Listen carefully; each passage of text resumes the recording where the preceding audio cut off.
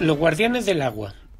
La mañana siguiente nos adentramos en la selva de Calakmul a las 5 de la mañana, justo antes del amanecer. Siguiendo la costumbre maya, el guía pide permiso a los guardianes del bosque para que nos permitan visitar sus tierras y ver a sus animales. Mucha gente, por fanatismo o por miedo, se niegan a hacer estas cosas, aunque no cuesten nada. Yo, como buen Quijote, creo más en los guardianes del bosque y en los milagros de los santos que en las promesas de los políticos y los economistas. En nuestra sociedad, para ser ciudadano ejemplar, hay que creer en la prensa, los políticos y los economistas. Sin embargo, en más de 40 años no he visto cumplirse ninguna de las promesas que estos actores hicieron a mis amigos ni a mis familiares. Los economistas, a los que pareciera que hay que creer como si fueran oráculos, de forma sospechosa, no acertaron ninguna de sus previsiones en todos estos años, y cada vez la economía está peor. Eso me hace pensar que quizá los locos no seamos los que creemos en duendes y santos, como este maya que me llevará a ver Calakmul. Quizá los locos sean los que aceptan a ciegas un sistema político y económico que les miente sin descanso. Calakmul y sus guardianes nos reciben mostrándonos a una familia de monos arañas que se desplaza usando las ramas de los árboles y comiendo de su fruto. Desde las copas de los enormes árboles la familia nos observa con curiosidad. Los monos, como si fueran arañas, avanzan de rama en rama, mientras muerden la parte más tierna de los frutos y los tiran mordidos al suelo. ¿Por qué los monos arrojarán los frutos al suelo a medio comer? ¿Por qué no se los comen enteros? Para un humano moderno este hecho no tendría ningún sentido. Los monos deberían quedarse todo para ellos, ¿no? Aprovechar toda la carne. Los monos, a los que los humanos consideran inferiores y creen haber superado en inteligencia, no son egoístas y comparten el alimento con sus compañeros del bosque. Los cerdos salvajes, los roedores y otros animales que no pueden subir a los árboles comen su fruto gracias a la generosidad de estos monos. En la selva todo está conectado. Los habitantes de los bosques dependen unos de otros y cada uno de ellos tiene su función. Todos se ayudan. Si alguien rompe el equilibrio, todos se ven afectados. Desafortunadamente, en el poco tiempo que llevamos en Yucatán, muchas personas nos han expresado su preocupación porque están arrancando los árboles de Chico Zapote y de Ramón, el principal alimento de los monos. Si se siguen cortando estos árboles, los animales pasarán hambre y tendrán que acercarse a los pueblos y ciudades donde sean o no peligrosos, los humanos los matarán. Si movidos por el hambre tratan de cruzar la carretera, serán atropellados y morirán también. Y si logran salir de la reserva y comen frutos que hayan sido rociados con agroquímicos, morirán envenenados. Como todas las especies que se están extinguiendo, estos monos no tienen muchas opciones. A nuestros pies hay un pequeño sapo y una serpiente. Ambos tienen la forma y el color de la tierra. Es mágico ver cómo la serpiente desaparece entre las hojas secas. En el colegio me enseñaban a separar los reinos animal y vegetal. Me los mostraban como si fueran cosas distintas. Ahora entiendo que todos estamos hechos de lo mismo, somos una unidad y somos parte de la tierra. El daño que hacemos a los animales nos lo hacemos a nosotros mismos. Detrás del tronco de una ceiba, el árbol de la vida de los mayas, sale corriendo un venado. Se aleja con mucha rapidez y solo logramos ver su silueta. Siguiendo las huellas del venado llegamos a una aguada. Las aguadas son lugares donde se acumula el agua de lluvia. De estos lugares dependen los animales de la selva durante la época seca. El guía nos da una triste noticia. Este año, por primera vez en muchos años, la aguada se ha secado. La mayoría de los vecinos afirman que la aguada se secó después de la ampliación de la carretera. Otros, los menos, dicen que es por la falta de lluvia. Lo único cierto es que los animales de la selva de Calakmul, los que bebían de esta agua, no tienen suficiente para beber ni refrescarse. Observar a un animal es un momento mágico, pero ver a los animales rodeando la aguada seca da tristeza. Una garza tigre, ave que tiene sus plumas coloreadas como la piel de un felino, nos observa desde la distancia. Un martín pescador vuela de rama en rama sobre la aguada seca. Es una de las imágenes más tristes que recuerdo haber visto, un pescador sin agua y sin un lugar donde pescar. El guía nos cuenta que el cocodrilo, el guardián de la aguada, hace días que no se ve. Nadie sabe si fue a buscar agua o se murió de sed. Los cocodrilos, que las películas presentan como vulgares asesinos, tienen una labor muy importante en la selva, son los guardianes del agua. donde se hallan estos reptiles, las aguadas no se secan. Los vecinos nos cuentan dos versiones diferentes. Una dice que el cocodrilo sabe siempre dónde está el agua. La otra afirma que ellos son como los castores y trabajan para que las aguadas no se sequen. Después de que un cocodrilo es asesinado para que un rico se compre un producto hecho con su piel, hay animales de la selva que se morirán de sed. Observando a los animales alrededor de la aguada seca, recuerdo que hace solo 2 días estábamos celebrando que la oficina de la UNESCO en México realizaba un acto público en este mismo lugar, otorgando a Calakmul el título de Patrimonio Mundial Mixto. El mismo día que se entregaba el reconocimiento, los animales estaban alrededor de la aguada sin tener agua para beber. Esa es la realidad. Las personas en Ciudad de México están leyendo que la zona está protegida y aquí no hay agua. Al regresar al hotel, tomándome una infusión, investigo sobre los lugares considerados Patrimonio de la Humanidad, sobre esas reservas ecológicas y zonas protegidas que, según la UNESCO, hay en nuestro planeta. Zona desprotegida. En solo unos minutos mi búsqueda deja al descubierto una triste realidad.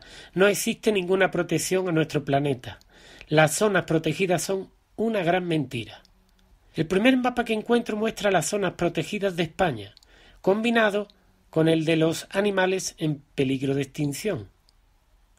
Las zonas protegidas son tan pequeñas que si eres miope necesitarás una lupa de aumento para verlas. Mientras que las zonas protegidas ni se ven, el color verde, las zonas desprotegidas, ocupa prácticamente todo el territorio. Después veo un mapa con las zonas Patrimonio de la Humanidad, World Heritage, que según se afirman serán preservadas para las futuras generaciones.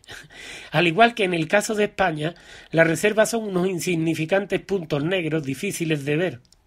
Eso es lo que le vamos a conservar para los que vengan. Haciendo una búsqueda, nombre del país, mapa, áreas protegidas, compruebo que igual que en España, en la mayoría de los países, las zonas protegidas son ridículas. La mayoría de la tierra puede ser explotada y saqueada, mientras que la gente cree que las están protegiendo. Ese es el secreto. Hace unos años, cuando todavía usaba la prensa para mantenerme informado, entre comillas, leía sobre inversiones millonarias, donaciones de grandes compañías, costosos movimientos ecologistas, planes de gobierno, patrimonios de la humanidad. No entendía por qué, a pesar de tantas inversiones o acciones, los animales seguían extinguiéndose y la naturaleza seguía destruyéndose. Viendo el mapa de las zonas protegidas, comprendo que estas insignificantes reservas, en la práctica, no conservan ni pueden conservar nada. ¿Y dónde va el dinero? Esa es una pregunta que yo no puedo responder. Conclusión, esta reserva solo sirve para mantener a la gente alejada de la realidad y que los políticos de estas grandes organizaciones multinacionales se tomen una foto que salga en el periódico y que le haga creer a la gente que están trabajando. Y otra conclusión muy importante es que mientras se protegen estos diminutos lugares, el resto de la Tierra, la gran mayoría, está siendo destruida sin control. ¿Casualidad o no? Estas reservas cumplen la misión de ocultar una realidad, que la Tierra es zona desprotegida de la humanidad. Claro que aquí hay que hacer un pequeño paréntesis. Ojalá que a nadie se le ocurra pensar que la solución es que estas multinacionales que están llevando el mundo a la ruina pongan una dictadura mundial con leyes draconianas para controlarnos a todos, acusándonos a nosotros de destruir lo que ellos destruyen. Los estudios científicos. Al día siguiente regresamos a Calakmul antes del amanecer. En la oscuridad se oyen los gritos de 2 familias de monos araña que luchan casi a muerte por su territorio. Los gritos de dolor de los animales son espeluznantes. Nos cuenta el guía que debido a que están arrancando los árboles se reducen los espacios y las peleas entre las familias están siendo mucho más frecuentes y violentas. Muy cerca de los monos hay un grupo de personas que, según cuentan, estudian el comportamiento de los animales. Se trata de estudiantes de un proyecto que financian algunas universidades muy importantes del mundo. La noticia me alegra. Con suerte los estudios de estas universidades ayudarán a informar de que la carretera y la tala ilegal está siendo un gran peligro para Calakmul. Con suerte los estudios de estas universidades salvarán a los monos. Si estos estudiantes muestran lo que está pasando, puede que alguien decida tomar partido e intentar ayudarlo. Mi alegría durará poco, ya que los estudiantes no están estudiando el impacto de la carretera.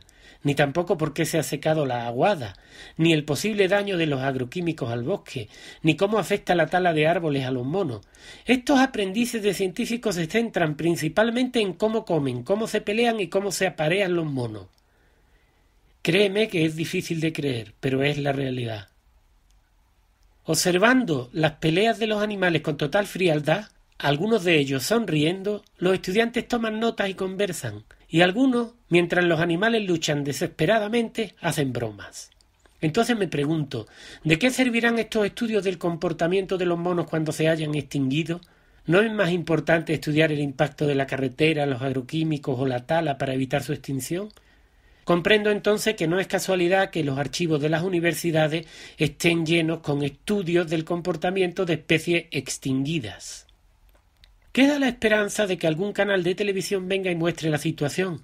El guía me cuenta que vienen muchos, pero que no están interesados ni en la carretera ni en la tala de árboles, y aún menos en los químicos. Como los estudiantes, la mayoría de las televisiones quieren observar a los monos apareándose o peleándose. Además de ser menos arriesgado de denunciar, el sexo y la violencia en la televisión vende más. Me doy cuenta que, igual que las supuestas zonas protegidas, estos estudios solo servirán para dar la errónea sensación de que los monos están siendo ayudados. En realidad, les servirá a las universidades para darse publicidad y, como los rinocerontes que ya se extinguieron, probablemente estos monos, si nadie los remedia, acabarán solos y abandonados y al final extintos. El dolor de los aullidos de los monos mientras se pelean es difícil de soportar, sobre todo sabiendo los motivos por los que lo hacen. Un recuerdo de mi infancia viene a mi mente, la botella de anís del mono. Uno de los pocos recuerdos que quedan en España y en Europa de los monos, y que está en la etiqueta de una botella de anís. Los monos que hay en Gibraltar no son nativos y fueron llevados allí por los árabes entre 711 y 1492. Estos estudiantes de estas grandes universidades, que las personas locales creen conocedores de ecología, provienen de grandes ciudades europeas o norteamericanas. Sus escuelas están situadas en países donde no hay naturaleza salvaje, donde la naturaleza salvaje ha sido o está siendo destruida, lugares que han llegado al extremo de estar acabando incluso con las abejas. Y entonces me pregunto, ¿son estas universidades que provienen de países que ya han destruido hasta a las abejas las que van a enseñar a estos indígenas mayas a cuidar la selva? Aunque pueda parecer una broma, es una triste realidad que estamos viendo en todo el mundo. Estos expertos, ingenieros, etcétera, van enviados por estas multinacionales a enseñarle a los campesinos lo que ellos no lograron. Ante este hecho comprendo que las personas debemos saber que no serán los políticos, ni la prensa, ni los ecologistas, ni las universidades los que salvarán nuestro planeta. Estos actores están demasiado preocupados por salvar sus propios intereses. Además, sería injusto culparlos a ellos de todo. El cambio debe estar siempre en nosotros, los de abajo, apoyados en nuestra comunidad. Dejamos la selva y nos dirigimos a la ciudad maya de Calakmul. Hasta los años 80 los monos araña vivían en estas pirámides y las defendían de los invasores con piedras y palos. Hoy, menos de 30 años después, el lugar está lleno de turistas y los monos al borde de la extinción. Calakmul era la capital del reino Kaan o reino de la serpiente.